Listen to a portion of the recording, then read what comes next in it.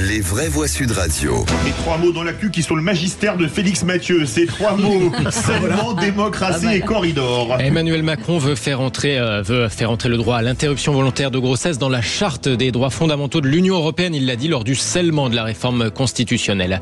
Joe Biden à l'offensive. Le président démocrate s'érige en défenseur de la liberté et de la démocratie. Lors de son discours sur l'état de l'Union, il accuse Donald Trump de se soumettre à Vladimir Poutine. Et puis les États-Unis et l'Union européenne annoncent l'ouverture d'un corridor maritime entre Chypre et Gaza pour acheminer l'aide humanitaire. Les vraies voix Sud Radio. 8 mars 2024, Catherine Ringer a même revisité les derniers mots de la Marseillaise pour l'occasion.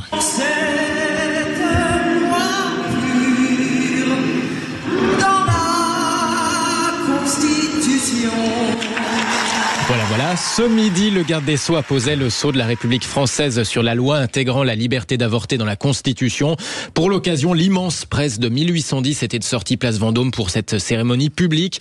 Emmanuel Macron en a profité pour remercier les élus ES de tous bords qui ont porté ce projet. Eliane Assassi, Aurore Berger, Laurence Cohen, Mathilde Panot, Laurence Rossignol, Mélanie Vogel notamment, qui ont appelé de leur vœu une telle initiative. Et oui, il a même cité les insoumises et les communistes. Le chef de l'État a aussi indiqué vouloir aller plus loin, au-delà de la Constitution française. Nous mènerons ce combat sur notre continent, dans notre Europe, où les forces réactionnaires s'en prennent d'abord et toujours aux droits des femmes, avant de s'attaquer ensuite aux droits des minorités, de tous les opprimés, à toutes les libertés.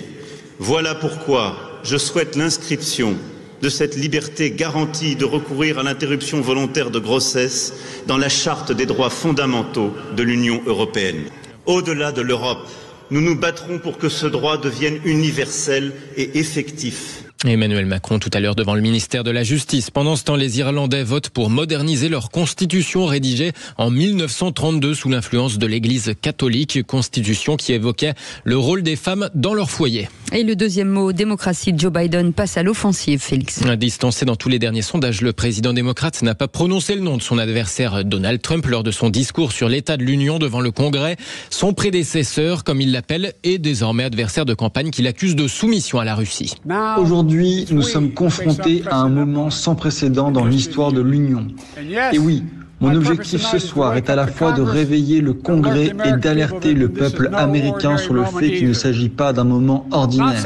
Depuis le président Lincoln et la guerre de sécession, la liberté et la démocratie n'ont jamais été autant attaquées chez nous qu'aujourd'hui. Ce qui rend notre moment rare, c'est que la liberté et la démocratie sont attaquées, à la fois chez nous et à l'étranger au même moment.